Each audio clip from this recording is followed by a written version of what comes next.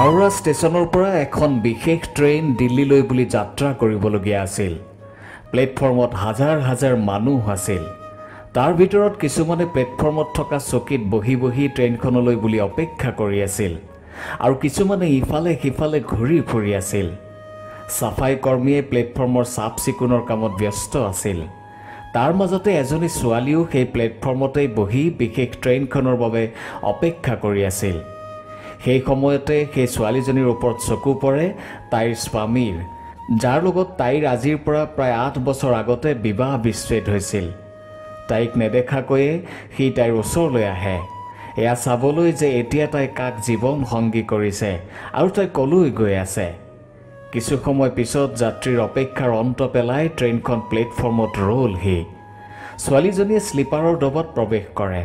আনফালে তাইৰ বিচ্ছেদিত স্বামীৰ বা সেই ল'ৰাজনৰ এচি ডবাত টিকেট আছিল যদিও সিও তাইৰ পিছে পিছে স্লিপাৰ ডবাটোতে প্ৰৱেশ কৰে। ল'ৰাজনে ছোৱালীজনীৰ কাষতে বহিবলৈ চেষ্টা কৰে যাতে আজি ৰাতিটো সি বিচ্ছেদিত পত্নীৰ সৈতে কটাব পাৰে। প্ৰিয় দৰ্শক, এটা অতি হৃদয়স্পৰ্শী কাহিনী। আহক তাৰ পিছত কি হ'ল জানিবলৈ কাহিনীটোৰ মাজলৈ আগবাঢ়োঁ।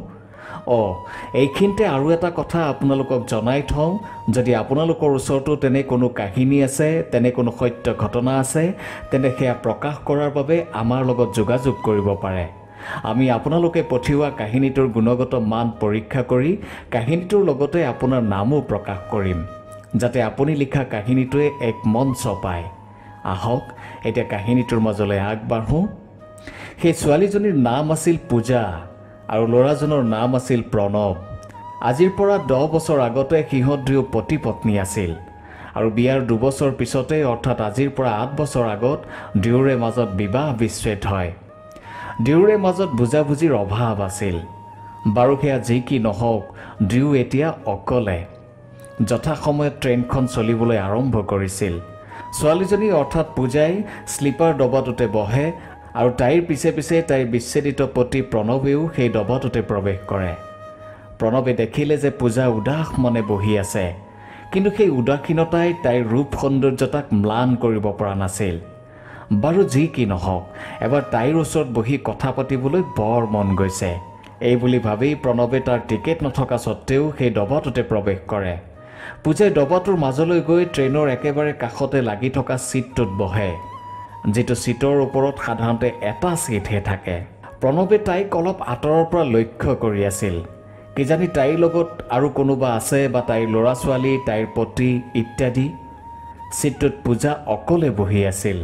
সেয়েহে 2-3জন যাত্ৰীয়ে পূজাৰ ছিটটোতে বহিবলৈ চেষ্টা কৰিছিল যদিও বিফল হৈছিল, কাৰণ পূজাই তাইৰ ছিট বুলি কৈ তাৰ পৰা পঠিয়াই দিছিল।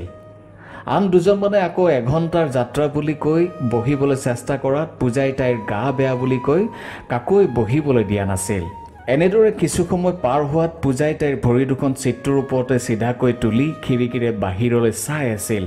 তাই চাগে ভাবি আছিল যে যিমানেই ট্ৰেইনখনে গতি বঢ়াইছে, সমানে ট্ৰেইনখন পাৰ হৈ যোৱা গছ গছনিবোৰেও গতি বৃদ্ধি কৰিছে। নহ'লে তাই চাগে বাহিৰলৈ চাই ভাবিছে যে জীৱনটোৰ সময় যিমানেই আগবাঢ়িছে, সিমানেই স্মৃতিবোৰেও আমনি কৰিছে। সেই সময়তে প্ৰণৱে পূজাৰ ওচৰলৈ আহি কান্ধত লৈ থকা বেগটো পূজাই ভৰি মেলি বহি থকা ছিটটোতে থয়। বেগটো থোৱা গম পাই মানুহজনলৈ নোচোৱাকৈ পূজাই কয়, ইয়াত বেগ কিয় ৰাখিছে? এইটো মোৰ ছিট হয়। তেতিয়া প্ৰণৱে কয়, মেডাম বেয়া নাপাব, মই বেছি সময় আপোনাক আমনি নকৰোঁ। 2 ঘণ্টা পিছতে মই মোৰ গন্তব্যস্থান পাই যাম।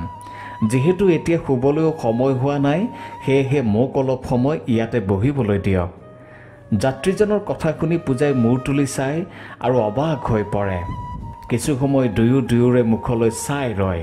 শেষত পূজাই বিচ্ছেদিত পতিক চিনি পাই ছিটটোৰ এটা অংশ খালী কৰি প্ৰণৱক বহিবলৈ ইংগিত দিয়ে। কিছু সময় দুয়ো মৌন হৈ বহি থাকে। দুয়োৰে মনৰ ভিতৰত বিভিন্ন ধৰণৰ প্ৰশ্নই ভুমুকি মাৰে। মৌনতা ভংগ কৰি প্ৰণৱে অৱশেষত পূজাক সুধিলে, তুমি দিল্লীলৈ তোমাৰ বেমাৰৰ চিকিৎসাৰ বাবে গৈ আছা নেকি? উত্তৰত পূজাই ক'লে, মোৰ কি হৈছে? মই কিয় চিকিৎসাৰ বাবে দিল্লীলৈ যাম?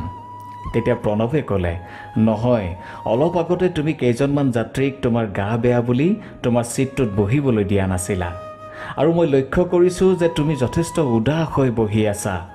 তেতিয়া পূজাই ক'লে, আপুনি বহিব বিচাৰিছে বহক, মোৰ কোনো বেমাৰো হোৱা নাই আৰু মই উদাস হৈও থকা নাই, আৰু এনেও আপুনি মোৰ চিন্তা আমনি উদাসীনতাৰ কথা জানি কি কৰিব?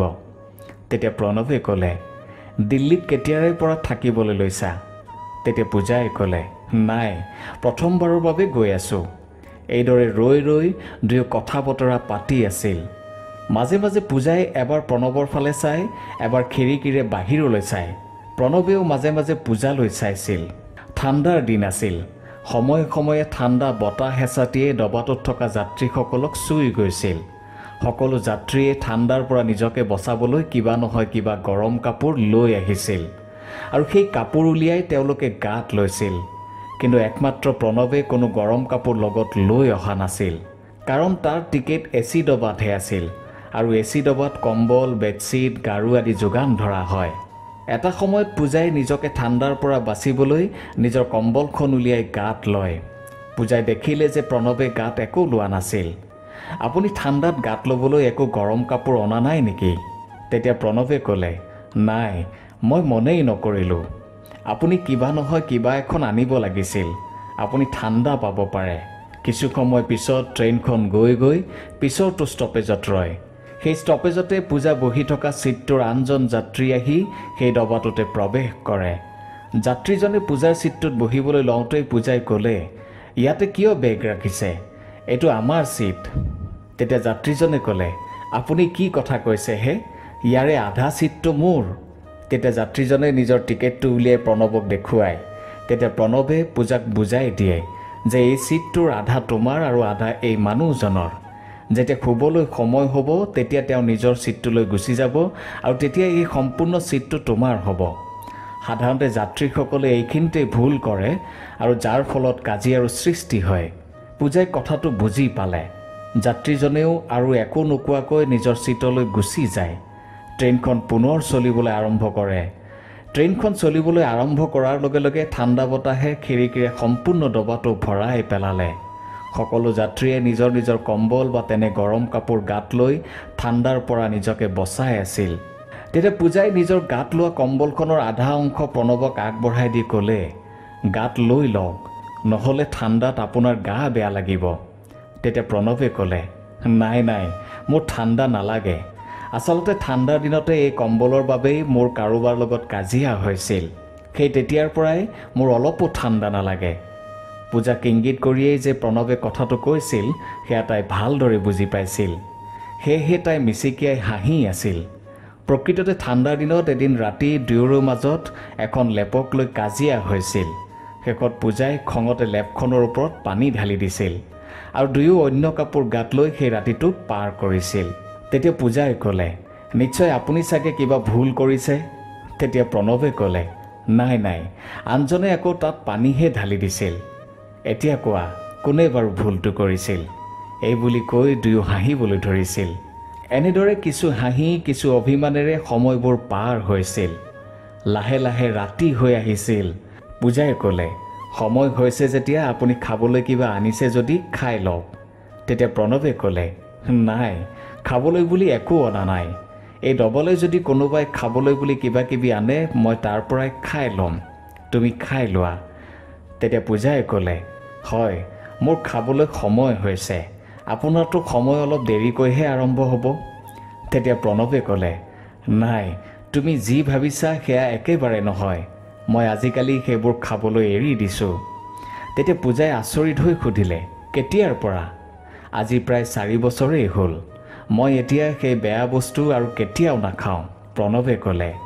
তেতিয়া পূজাই ক'লে, মই বিশ্বাস কৰিব পৰা নাই, আপুনি মিছা কথা কৈছে। তেতিয়া প্ৰণৱে ক'লে, তোমাৰ শপত, এতিয়া আৰু মই একেবাৰে নাখাওঁ।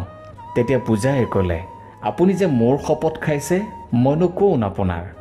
তেতিয়া প্ৰণৱে উত্তৰত কিবা এটা ক'বলৈ ওলাওঁতেই পূজাই আকৌ ক'লে, বাৰু, আপুনি যদি সঁচাই কৈছে তেন্তে বহুত ভাল কথা, কাৰণ আপুনি সকলো কথাই জানে। মই আৰু দুনাই ক'বলগীয়া নাই। আপুনি যদি এইবোৰ বস্তুৰ পৰা সেই তেতিয়াই আঁতৰি থাকিলহেঁতেন।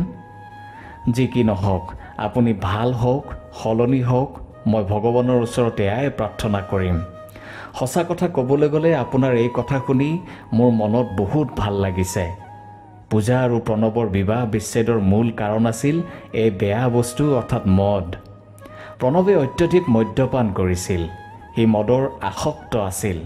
মদ পানী খালে সি একো ক'ব নোৱাৰা হৈ পৰে। মাক দেউতাকৰ কথাও নুশুনে আৰু পূজাকো মাৰধৰ কৰে। প্ৰণৱৰ এনে ব্যৱহাৰৰ বাবে পূজাই তাৰ লগত 2 বছৰো ভালকৈ থাকিব নোৱাৰিলে। প্ৰণৱৰ মাক দেউতাক অৰ্থাৎ পূজাৰ শহুৰ শাহুৱেও আনকি প্ৰণৱৰ এনে ব্যৱহাৰত অতিষ্ঠ হৈ পূজাক কৈছিল, মাজনী, প্ৰণৱে আমাৰ কাৰো কথাই নুশুনে। সি যদি সদায় এনেকৈ থাকে তেন্তে তুমি তাৰ সৈতে কেনেকৈ গোটেই জীৱনটো কটাবা? তাতকৈ আমি ভাবোঁ তুমি অন্য কোনো ল'ৰা পচন্দ কৰি তাৰ লগত জীৱনটো সুন্দৰকৈ কটোৱা, কাৰণ আমাৰ ল'ৰা আৰু কেতিয়াও সলনি নহয়। কিন্তু পূজাই প্ৰণৱক বহুত ভাল পাইছিল। তাই এনে এটা সিদ্ধান্তৰ কথা কেতিয়াও চিন্তাই কৰিব পৰা নাছিল। কিন্তু পৰিস্থিতি আৰু সময়ে এদিন পূজাক এটা অতি কঠোৰ সিদ্ধান্ত লোৱাৰ বাবে বাধ্য কৰে। অৱশেষত প্ৰণৱৰ এনে ব্যৱহাৰত পূজাই হাৰ মানি বিবাহ বিচ্ছেদৰ নিচিনা এটা কঠোৰ সিদ্ধান্ত ল'বলগীয়া হয়। পূজাই পুনৰ ক'বলৈ ধৰিলে, আৰু কওক, ঘৰত সকলোৰে ভালনে? মা দেউতা কেনে আছে? আপোনাৰ সৰু ভণ্টিজনী ভালে আছেনে? তাইলৈ মোৰ বৰকৈ মনত পৰে। আমি দুয়োকে বৰ ভাল পাইছিলোঁ। তেতিয়া উত্তৰত প্ৰণৱে ক'লে, ঘৰত সকলোৰে ভাল। ভণ্টিৰো বিয়া হোৱা আজি 2 বছৰ হ'ল।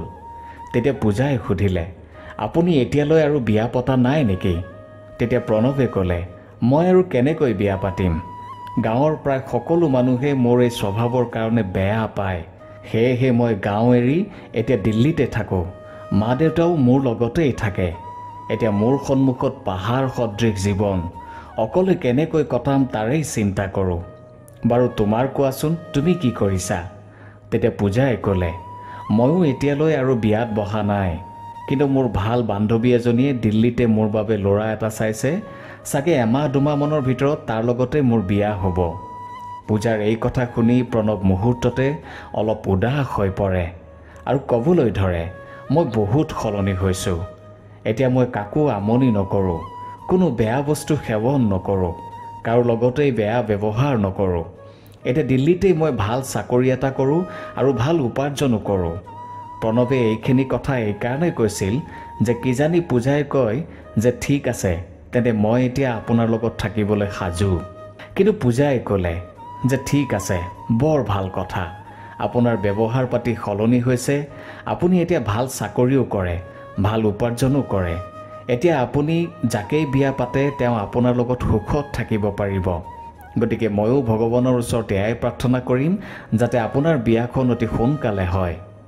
বাৰু, এতিয়া শুবৰো সময় হৈছে, গতিকে কিবা এটা খাই লওঁ। মই 2খন ৰুটি লৈ আহিছোঁ, আপুনি এখন খাওক আৰু মই এখন খাওঁ। তেতিয়া প্ৰণৱে ক'লে, এখন ৰুটিৰে না মোৰ পেট ভৰিব না তোমাৰ পেট ভৰিব, তাতকৈ তুমিয়েই খোৱা।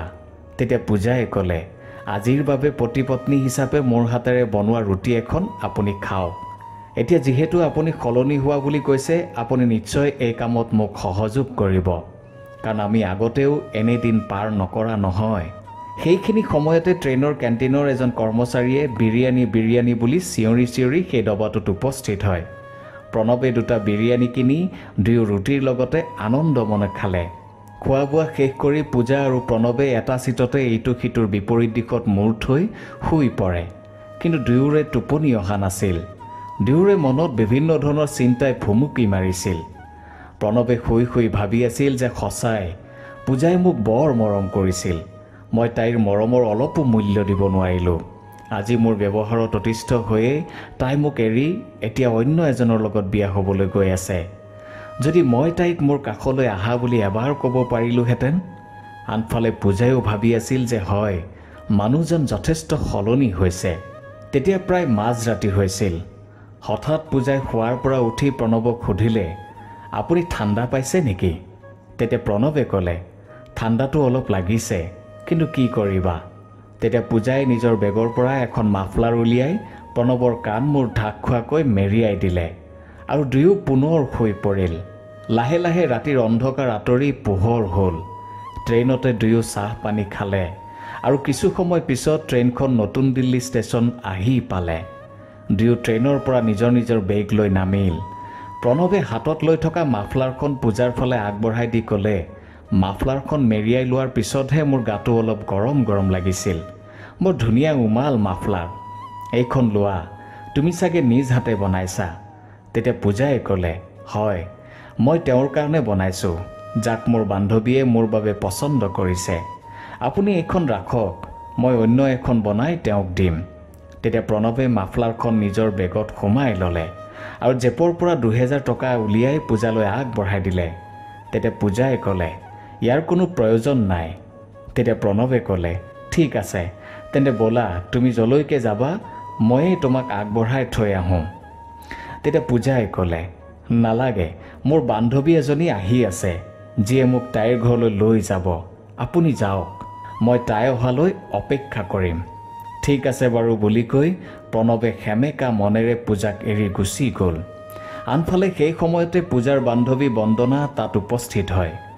বন্দনাই পূজাক সুধিলে, পূজা, ট্ৰেইনত তোৰ একো অসুবিধা হোৱা নাইতো? তেতিয়া পূজাই উত্তৰত ক'লে, নাই অ', একো অসুবিধা হোৱা নাই, কিন্তু ট্ৰেইনত মই মোৰ বিচ্ছেদিত পতি প্ৰণৱক লগ পাওঁ। বেচেৰাৰ চাগে টিকেট নাছিল, সিও ঘূৰি ঘূৰি আহি মই উঠা ডবাটোতে সোমায়হি। সি এতিয়া সলনি হৈছে, বুজিছ? সি এতিয়া একো বেয়া বস্তু নাখায়, মদ পানী নাখায়, স্বভাৱ চৰিত্ৰও সলনি হৈছে। তাক দেখি মোৰ বৰ দয়া উপজিছিল। সি চাগে মোক কিবা এটা ক'ম বুলি ভাবিছিল, কিন্তু একো ক'ব নোৱাৰিলে। আৰু সঁচা কথা ক'বলৈ গ'লে, সি যেতিয়া ষ্টেচনত মোক এৰি গুচি যায় তেতিয়া মোৰ চকু সেমেকি উঠিছিল, মোৰ বৰ বেয়া লাগিছিল। তেতিয়া পূজাৰ বান্ধৱী বন্দনাই ক'লে, ঠিকেই আছে, মইতো তাৰ মৃত্যুহে কামনা কৰোঁ। সি তোক কিমান শাস্তি দিলে, এতিয়া সি বুজি পাব যে তই তাক কিমান মৰম কৰিছিলি, ভাল পাইছিলি। তই তাক কৈছনে নাই যে তই আন এজনৰ লগত বিয়া হ'বলৈ গৈ আছ?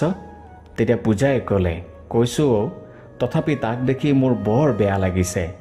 বন্দনাই ক'লে, বাৰু ইমান দয়া কৰিব নালাগে, ব'ল এতিয়া মোৰ ঘৰলৈ যাওঁ, আৰু কাইলৈ আমি যাক তোৰ বাবে পচন্দ কৰিছোঁ তাৰ ওচৰলৈ যাম। তই তাক চাবি আৰু মোৰ মতে তই তাক দেখিলেই পচন্দ কৰিবি, তোৰ ভাল লাগিব। কষ্ট কৰি উপাৰ্জন কৰি খোৱা ল'ৰা, কোনো সমস্যাই নাই। এই বুলি বন্দনাই পূজাক নিজৰ ঘৰলৈ লৈ যায়। তই ইয়াতে অলপ জিৰণি ল, তোৰ বাবে খোৱা বোৱা সকলো যোগাৰ মই কৰি ৰাখিছোঁ। তই একো ৰান্ধিব নালাগে, মই মোৰ ডিউটিৰ পৰা আহোঁ। এই বুলি কৈ বন্দনা নিজৰ কামলৈ গুচি যায়। বন্দনাই এটা কাপোৰৰ শ্ব'ৰুমত কেছিয়াৰ হিচাপে কাম কৰে, আৰু সেই শ্ব'ৰুমটোৰ মালিক হ'ল প্ৰণৱ। বন্দনাই প্ৰণৱৰ কেবিনত সোমাই প্ৰণৱক ক'লে, ছাৰ, মই আপোনাৰ কাৰণে যিজনী ছোৱালীৰ কথা কৈছিলোঁ তাই আহি পাইছে, আৰু তাই মোৰ ঘৰতেই আছে। আপুনি যদি ইচ্ছা কৰে তেন্তে কাইলৈ মই তাইক আপোনাৰ ওচৰলৈ লৈ আহিব পাৰোঁ। তেতিয়া প্ৰণৱে ক'লে, ঠিক আছে বন্দনা, তুমি তোমাৰ বান্ধৱীক লৈ আহিবা। তুমিতো কৈছাই যে তোমাৰ বান্ধৱী ৰূপে গুণে সমান। ময়ো এবাৰ কথা পাতোঁ, যদি মোৰ লগত মিলে তেন্তে মই নিশ্চয় তাইকেই বিয়া পাতিম। পিছদিনা বন্দনাই পূজাক লৈ প্ৰণৱৰ কেবিনত উপস্থিত হয়। পূজায়ো প্ৰণৱক দেখি আৰু প্ৰণৱেও পূজাক দেখি আচৰিত হৈ পৰে। প্ৰণৱে পূজাক দেখুৱাই বন্দনাক সুধিলে, তুমি যে কৈছিলা এইজনীয়ে নেকি? তেতিয়া বন্দনাই ক'লে, হয় ছাৰ, এইজনীয়েই, তাইৰ নাম পূজা। প্ৰণৱে ইতিমধ্যে পূজাক একো কথা নক'বলৈ ইংগিত দি ৰাখিছিল, সেয়েহে পূজায়ো একো কোৱা নাছিল। প্ৰণৱে বন্দনাক ক'লে, বন্দনা, তোমাৰ বান্ধৱী দেখাততো ধুনীয়া, ঠিকেই আছে, কিন্তু তোমাৰ বান্ধৱী ইতিমধ্যে বিয়া পতা। তুমি মোক মিছা কথা কৈছা। তেতিয়া বন্দনাই ক'লে, নাই ছাৰ, মই শপত খাই কৈছোঁ, মই মিছা কোৱা নাই। তাই একেবাৰে কুমাৰী ছোৱালী, কাৰো লগত তাইৰ বিয়া হোৱা নাই। তাই অতি দুখীয়া ঘৰৰ ছোৱালী ছাৰ। তেতিয়া প্ৰণৱে ক'লে, বন্দনা, বন্দনা, কিয় তুমি মিছাতে শপত খাইছা? পূজা মোৰ প্ৰথম পত্নী, যাৰ লগত মোৰ বিবাহ বিচ্ছেদ হৈছে। প্ৰণৱৰ কথা শুনি বন্দনা আচৰিত হৈ পৰে আৰু লাজতে তল মূৰ কৰে। তেতিয়া প্ৰণৱে ক'লে, বন্দনা, ইয়াত তোমাৰ একো দোষ নাই। তুমি চাগে তোমাৰ বান্ধৱীৰ বিয়া হোৱা আৰু বিবাহ বিচ্ছেদ হোৱা কথা একেবাৰে জনা নাছিলা। কিছু সময় মৌন হৈ থকাৰ পিছত প্ৰণৱে ক'লে, পূজা, বন্দনাৰ জৰিয়তে ভগৱানে চাগে আমাক পুনৰ মিলনৰ সুযোগ প্ৰদান কৰিছে। যদি তোমাৰ কোনো আপত্তি নাই তেন্তে আমি আকৌ আগৰ দৰে হ'ব পাৰোঁ নেকি? তুমি ইচ্ছা কৰিলে মোৰ সকলো কথা জানিবৰ বাবে এই শ্ব'ৰুমত উপস্থিত থকা সকলো কৰ্মচাৰীকে মোৰ কথা সুধিব পাৰা। মই এতিয়া আগৰ দৰে একেবাৰে মদ পানী গ্ৰহণ নকৰোঁ, অন্য বেয়া বস্তুও নাখাওঁ। ইতিমধ্যে পূজাই ট্ৰেইনতে প্ৰণৱৰ বিষয়ে সকলো গম পাইছিল। এতিয়া নিজ চকুৰে প্ৰণৱৰ কাম কাজৰ কথা গম পালে। প্ৰণৱৰ কথা শুনি পূজাই চকু পানী ৰখাব নোৱাৰিলে আৰু খুব জোৰে প্ৰণৱক সাৱটি ধৰিলে। প্ৰণৱেও সমানে পূজাক সাৱটি ধৰিলে আৰু চকু পানী টুকিলে। দুয়ো বন্দনাক শতবাৰ ধন্যবাদ জনালে। অফিচৰ অৰ্থাৎ শ্ব'ৰুমৰ কাম কাজ সোনকালে সামৰি প্ৰণৱে পূজা আৰু বন্দনাক লৈ নিজৰ ঘৰ পালেগৈ। ঘৰত উপস্থিত হৈ প্ৰণৱে মাক দেউতাকক ক'লে, মা দেউতা, চোৱা তোমালোকৰ বোৱাৰী পুনৰ ঘূৰি আহিছে। দুৱাৰ মুখতে পূজাক দেখি প্ৰণৱৰ মাকে পূজাক সাৱটি ধৰি কেইবাটাও চুমা খালে। প্ৰণৱ আৰু পূজাই মাক দেউতাকৰ পৰা আশীৰ্বাদ ল'লে। তেতিয়া প্ৰণৱৰ দেউতাকে ক'লে, প্ৰণৱ, পূজা আমাৰ ঘৰৰ লখিমী, আমাৰ ঘৰলৈ পুনৰ ঘূৰি আহিছে। গতিকে এইবাৰ তই সেই ভুলৰ পুনৰাবৃত্তি নকৰিবি, নহ'লে এই লখিমী পূজাক আৰু কেতিয়াও নাপাবি। তহঁত দুয়োৰে পুনৰ মিলনৰ বাবে আমি শত সহস্ৰ আশীৰ্বাদ দিছোঁ। তেতিয়া প্ৰণৱে ক'লে, দেউতা আপুনি নিশ্চিন্ত থাকক, আৰু আমাৰ এই মিলনত আমাৰ ওচৰত ভগৱান হৈ থিয় দিছে এই বন্দনা। আজি বন্দনাই মোৰ অফিচত কাম নকৰিলে মই চাগে পূজাক পুনৰ ঘূৰাই নাপালোহেঁতেন। প্ৰণৱৰ মাক দেউতাকেও বন্দনাক অশেষ ধন্যবাদ জ্ঞাপন কৰে।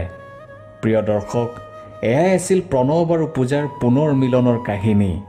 কাহিনীটো শুনি আপোনাৰ কেনে লাগিলে মতামত জনাবলৈ নাপাহৰিব। ধন্যবাদ।